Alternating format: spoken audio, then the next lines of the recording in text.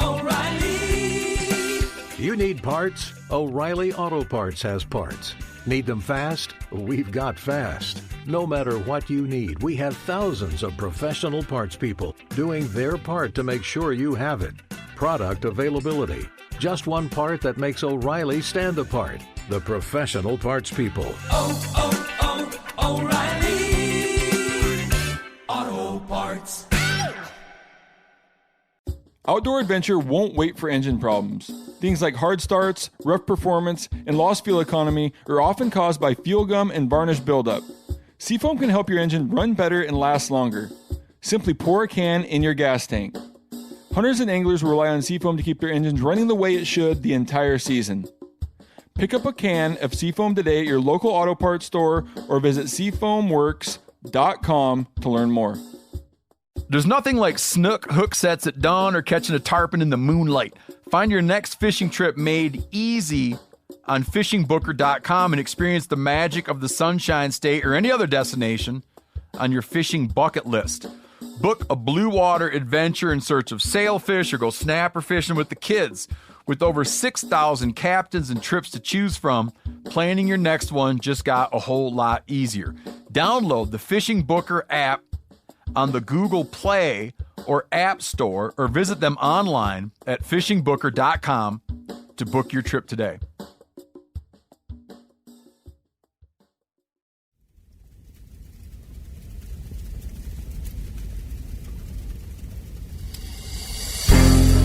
As a guide and hunter, I've spent thousands of days in the field. This show is about translating my hard-won experiences into tips and tactics that'll get you closer to your ultimate goal, success in the field. I'm Remy Warren. This is Cutting the Distance.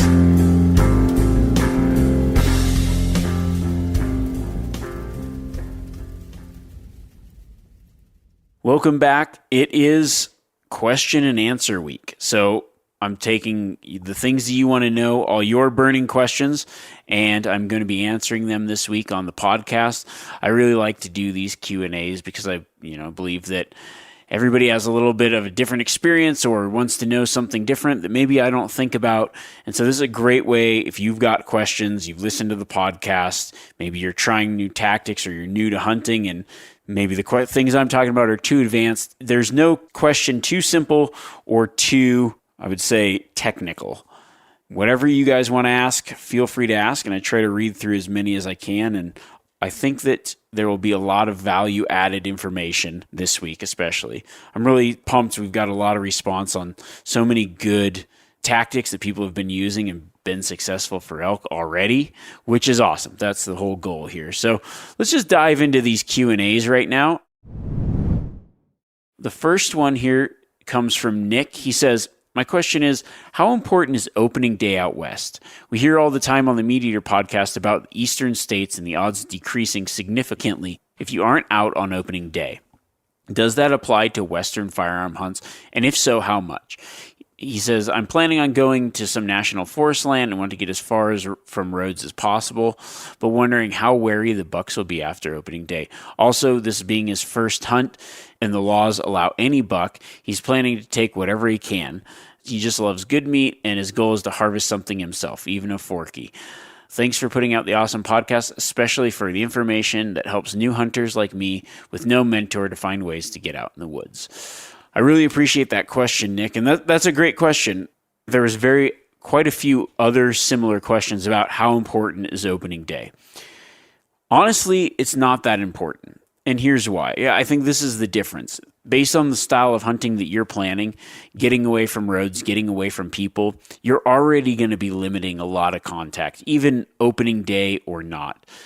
As the seasons progress, opening day is really good for if you're out ahead of the season scouting and you get the first crack at maybe something you have located. If you've been scouting and you're hunting a specific buck, yes, you need to be there opening day because somebody else might get to it. It might get moved around. You never know what's going to happen. You just want to be there the first chance you can get. But through my guiding, through hunting over the years, many of the time places that I hunt, I can't get there opening day. I go when I can. I found that better than opening day is the weekdays after opening day, if possible, or any weekdays outside of the weekends if you can swing it. Because a lot of people, almost everybody hunts opening day that lives nearby. I've noticed the traffic significantly decreases shortly after. Even that second week of the season, great time. There's always fewer people out that second week than that first week. I personally, a lot of hunts plan on finding the times that there's fewer hunters out. Maybe the animals have been stirred around a little bit, but that's okay. I will have less competition while I'm out there and a little bit more opportunity for those animals to go back to their normal habits and their normal routines. When you're comparing Western hunting to maybe Eastern states, a lot of those Eastern states, people are hunting kind of on small parcels. They don't have a lot of places to go. Maybe they're hunting 10 acres, 20 acres, whatever. Opening day is the best because there's so many people out that day. It's running things back and forth and pushing animals around. Out west, when you're hunting big tracts of public land, you can go to where those animals are, and it's a completely different ball game. So missing out on opening day, I don't think is a game changer. I actually think that in some cases, if the season's early, you might be better off waiting till later. You might get some more rutting action, or waiting till there's fewer people out, and you can just hunt the animals once they go back to their routines. But I do love personally hunting opening day because it's the first day you get to get out, and if you have anything pre-scouted or pre-planned, you can make an initial move on it. So opening day can be great, but it's definitely not a deal breaker. This next question says, "Hey Remy, really like the podcast. I've been listening from the beginning and really enjoy it. You've talked in the past about hunting burns and being successful. I'm a Colorado resident and drew a late season cow tag for December 15th to January 15th. As of right now, my entire hunting unit is on fire. Should I turn the tag back and wait until next year, or do you think it might be worth trying this year? Thanks. Can't wait to put your tips to good use this year. Good luck this season." That is a great question, and I also got many questions about fires in areas.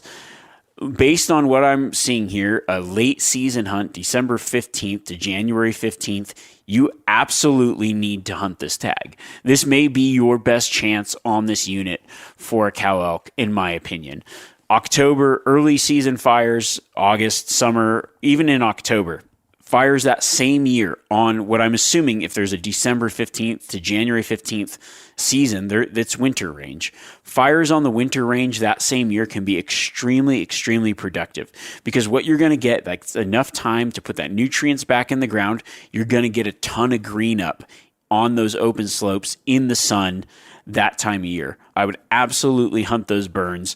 You're going to have better visuals, be able to see through some of that brush and other things. It's going to be easier to spot the elk. The elk are going to be out feeding, and there's going to be incredible food sources for them because of that fire. It may be the best time for that specific type of tag based on those season dates, when the fire is, and the fact that it's a cow elk hunt. I would absolutely hunt it. This next question says, "I'm 4 years into archery elk hunting, and I'm trying to harvest any legal bull via any style, stalking, calling, tree stand, doesn't matter. I can regularly plan a hunt and find elk and fresh sign, but seem to be at a wall for going from knowing they're in the area to getting shot opportunities." He says he has 3 elk areas where he's found strong elk sign, fresh wallows, and smell. The elk don't respond to my location check, calling, bulls or cow calls, and he can't find a good glassing location because of cover. He's camped in proximity but hasn't heard any nighttime bugling as well. Do you have suggestions for this situation? First choice, second choice, third choice, and how to weigh the options based on circumstances for getting on silent elk in areas you know they're hanging out with fresh sign and smell, but where you can't pinpoint their location. So far, his go-to methods have been calling and still hunting, but he assumes he needs to be patient and put in the time. My thoughts are greatly appreciated. Paul, that's a great question, and I think a lot of people probably run into this. So you've got into an area that's obviously you're hunting a more timbered area, and you're getting in there, you're seeing sign of elk, but you just aren't finding the elk. So I guess you have to ask yourself these few questions first. What time of year is it?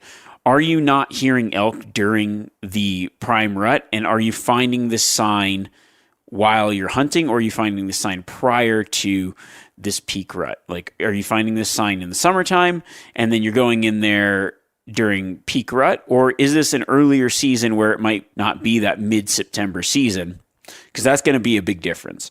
If it's earlier in the season, you aren't hearing anything, but you're seeing that sign, that would tell me that the elk are still in there, but they just aren't really being vocal that time of year. Now, if you're in there between, I would say, September 15th and September 28th, and you aren't hearing any elk make any noise, you probably need to find a new area. Or maybe they were in that area, but you might want to check some other spots around there because maybe they've slightly moved off. That's always a good indicator because, you're hunting September, the elk are calling at some point. That's how they're finding each other. If they aren't calling right where you're at, maybe they've moved off. Now, let's say those other two things that I've mentioned don't come into play here. The elk are in the area. They're there right now. You just can't figure them out. I actually don't know the regulations in this state that you live in, but if a trail camera is legal, put a trail camera on some of those wallows and see if you're getting elk moving in and what times they are. If you do that and you don't see any animals, you aren't hearing them, then once again, move on, find a new spot. You can also hunt a different way and say, look, this spot, you found sign, you found other things, but you aren't getting any vocal elk, so you can't pinpoint them during the hunting season. Maybe be more mobile, check more places, and don't look for sign, only look for elk that are going to make a noise. So when you hear an elk, okay, there's elk here, I know they're here right now physically, now I've pinpointed their location and I can hunt them. And that might mean trying to find new spots, new places. But it's not a bad idea to try to be patient. If you know those elk are coming in, you've got trail camera pictures of them, you got sign, they might not be making noise, but for a fact they're there, then yeah, it's going to be a patience game. And I would maybe try using that knowledge of when they're hitting the wallows to waiting and stand hunting them. That would be my suggestion. And one more added thing, in combination to stand hunting them, I would definitely throw out some of those cow calls and maybe try to call in a bull that's just cruising by itself, just checking for groups of cows that's going to come in silent. So you might be set up, you can do some cow calls, and then if you know that water source or whatever is getting hit because you've got pictures and definitive sign, then hunt it. This next question says, Dear Remy, when hunting big game, what strategies do you have for going to the bathroom? Primarily, number one, in a way that reduces the risk of being detected. This is a really big oversight on my part and something I haven't been giving enough consideration. I tend to pee in a hole and cover it up, but listening to your podcast have made me think more about what I'm doing in the field and how I prepare, especially with winds and scent considerations. Thanks again, Charles. Here's my thought on that. I don't even think about it. There's no part of me, but I guess it also depends what kind of hunting you're doing. If I'm tree stand hunting, the peeing in a hole thing and whatever is great. If I'm in a blind, I generally just carry a bottle so I don't have to get out. But I have peed behind my blind and had elk and deer come in and no problems. I think of it like this. They're going to smell you and they're probably may not care about where you've been so much. If every time a coyote peed on the ground, an elk and deer ran away from that area, they would constantly be running. Now, I'm sure there will be plenty of people that will debate me to the core on this, but I do not believe that it really makes that much of a difference, especially when we're talking like Western big game hunting. It's so much land, it's so much area. I wouldn't even really consider it. Now, the things that I do consider, if I know elk are hitting a certain area, I'm not going to pee there. I'm just going to move off somewhere else if I can. But for the most part, I don't really think twice about it. It might just be a waste of time. But if you can cover it up, great. If you're stand hunting, you might want to have more consideration about it. Other than that, keep the wind right and you should be fine. So next question says, the past couple of years, antelope hunting, I've tried to gain either access to private land or at least access to landlocked state land in private land where I'm noticing tons of antelope. I've knocked on doors and made phone calls asking for permission, sometimes great conversations, others not so good. But I always seem to get shut down on permission to either cross or to be on someone's land. Money is an issue for me, so it's hard for me to bribe with cash, as well as I've offered manual labor from myself to help out on ranches, but it seems that these landowners still say no matter what. Any tips or conversation tips to use when talking to private landowners to get more yes answers instead of no's? Thank you, Nick. Here's my thought on that, Nick. And unfortunately, I'm really bad at asking for permission as well. And I realize that, and I'm not even necessarily bad at asking for permission, don't like to do it.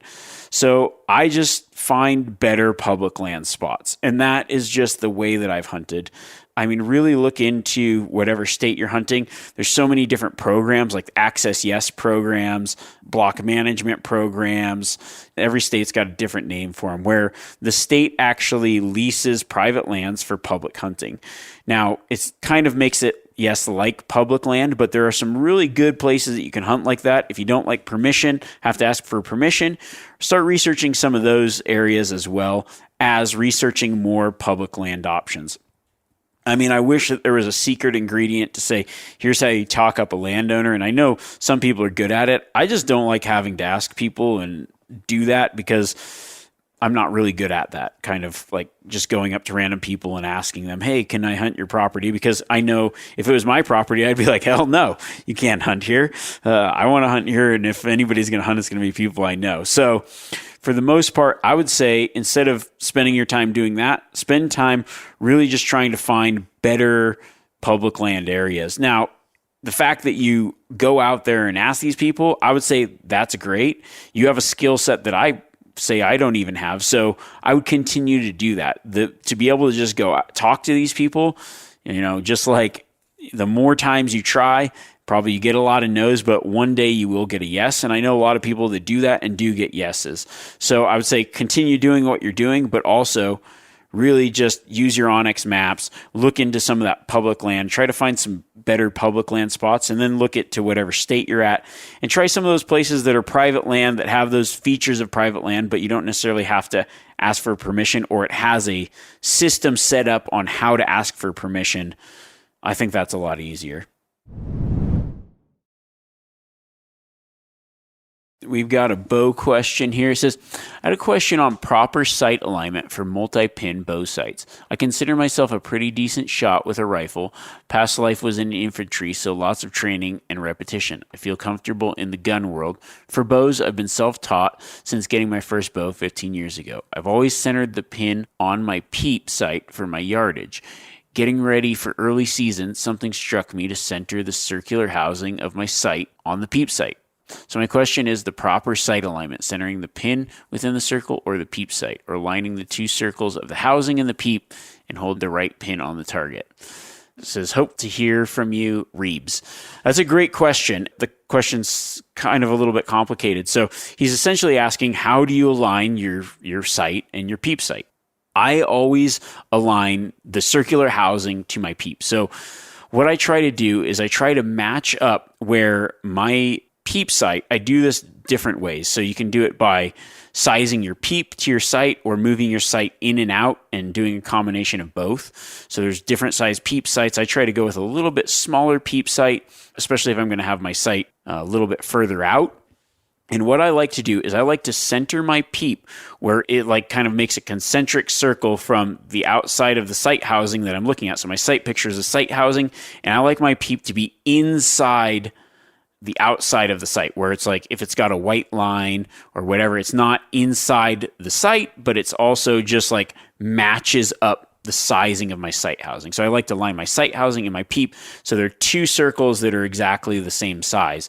That way I know if I'm off a little bit when I draw back.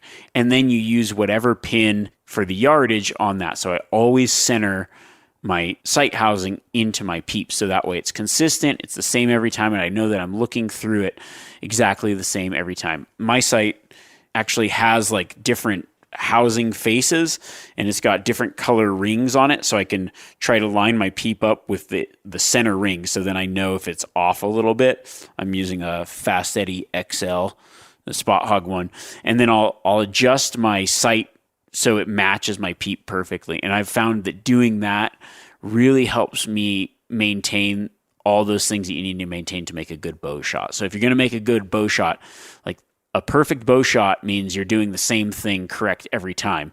And it's nearly impossible to do exactly the same every time, but that's the goal, right? That's when you get two arrows to go to the same place. So it all includes your grip, it includes your anchor, and helping with that anchor is how you're looking at the sight through your peep. And so I really like to line those things up to kind of benefit and make sure that I'm anchored in the same place. Hey, Remy and Meat Eater crew. First of all, great job. I listen to an inordinate amount of podcasts while driving from work, and most are from the Meat Eater Network.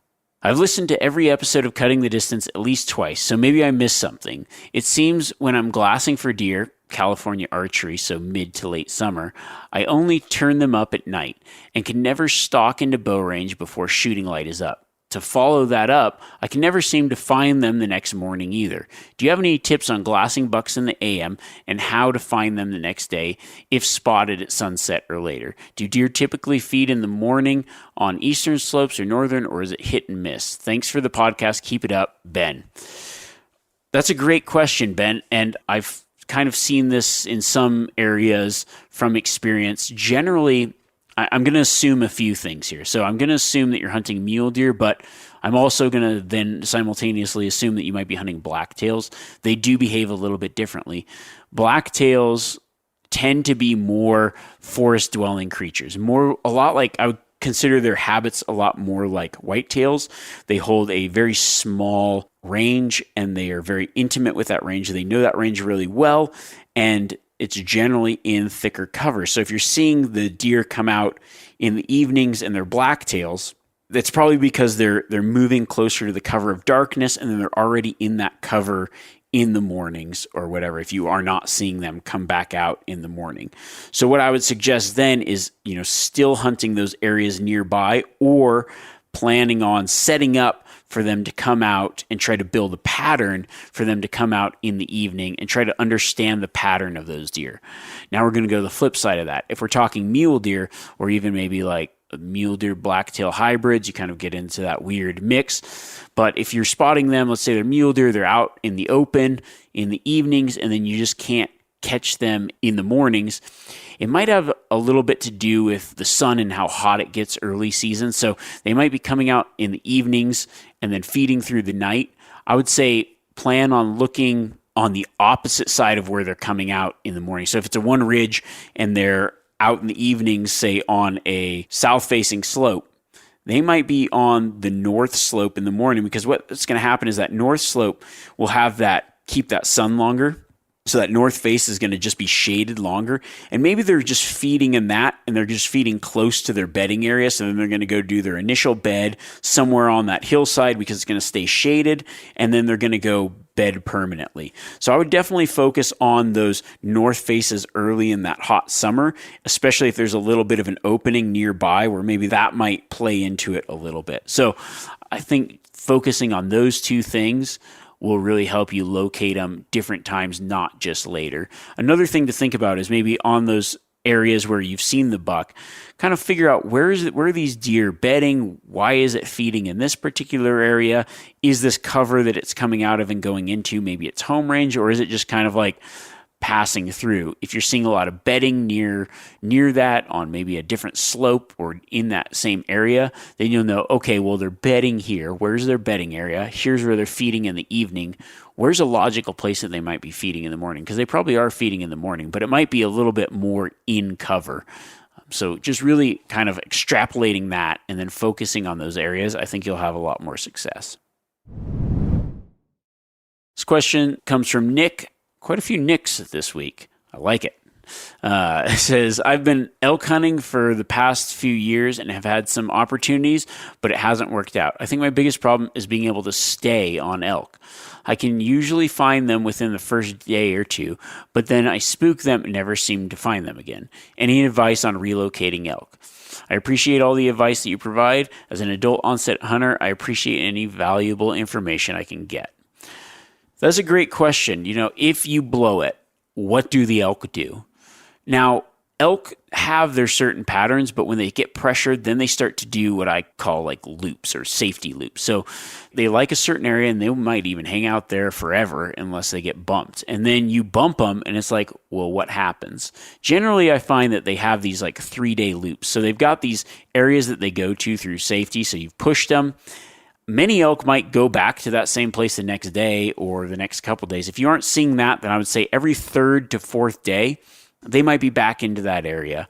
Now you just kind of got to figure out where are they going in between there. And you have to find areas close by that have similar things to where you found them but might be in a direction or a different direction of travel where they're going.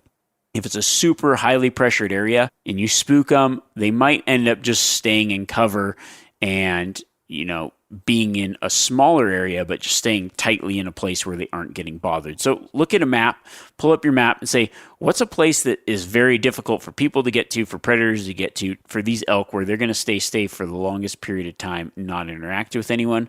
Look for those areas, and that's probably where the pressured elk are going to be. But for the most part, I think a lot of people bump elk and think, oh, it's over, I've spooked them, this isn't going to happen again, and then leave. When in actuality, there's been many times that I've spooked elk, bumped elk, and then found them in similar areas in the same place a day or two later, or even maybe just within a couple miles of where they've been spooked. So it kind of depends on the habits and the elk in that area. And if you definitely aren't seeing them again, even after a couple days or whatever, then I would say start focusing on those places that they can go to where they aren't going to get that pressure. Those holes, those pockets, those little protected areas that seem out of the way where they're going to be able to hang out and be unpressured again. And that's a great way to focus in on elk that do get pressure or have been bumped. I really appreciate everybody's questions. Keep those questions coming because we're going to go through a few more Q&As throughout the coming months. But before we do those, next week, I think I get a lot of questions about people traveling for hunts and other things. So next week, I just want to talk about some traveling hunter meat care. One of the things that I really promote is getting out of your comfort zone, trying something new, going to a new place, hunting something different. Maybe you're a guy that's been listening to this podcast and you live in the Midwest or Eastern U.S. and you're like, man, elk hunting sounds awesome. Antelope hunting sounds awesome. You go on a hunt like that, but how do you get the meat back? That is one of the most important things, and it's something that I've become an expert on because I deal with it all the time. I'm actually just getting ready to head out to a remote place in Alaska, and I'm like, got to make sure my meat prep and meat care is on point because I need to make sure that I get all that meat back home in good condition and ready to be eaten. The worst thing that I could ever imagine is going on a hunt, spending all that time, and not taking the proper care of the meat to get it home safely. So I'm going to go over my tips for that next week.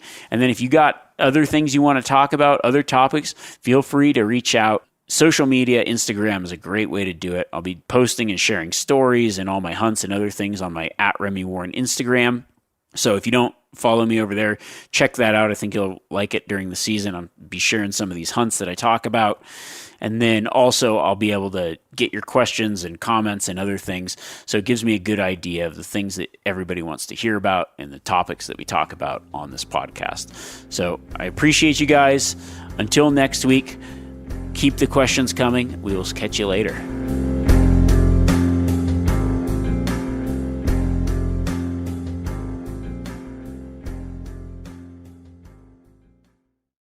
Outdoor adventure won't wait for engine problems. Things like hard starts, rough performance, and lost fuel economy are often caused by fuel gum and varnish buildup. Seafoam can help your engine run better and last longer. Simply pour a can in your gas tank. Hunters and anglers rely on Seafoam to keep their engines running the way it should the entire season. Pick up a can of Seafoam today at your local auto parts store or visit seafoamworks.com to learn more. You ever get that feeling the walls closing in, the concrete jungle suffocating you? You crave some wide open spaces, the chance to connect with nature, maybe in a spot all your own. Well, head over to land.com. They've got ranches, forests, mountains, streams, you name it. Search by acreage. You can search by location. You can search by the kind of hunting and fishing you're dreaming of. Land.com. It is where the adventure begins.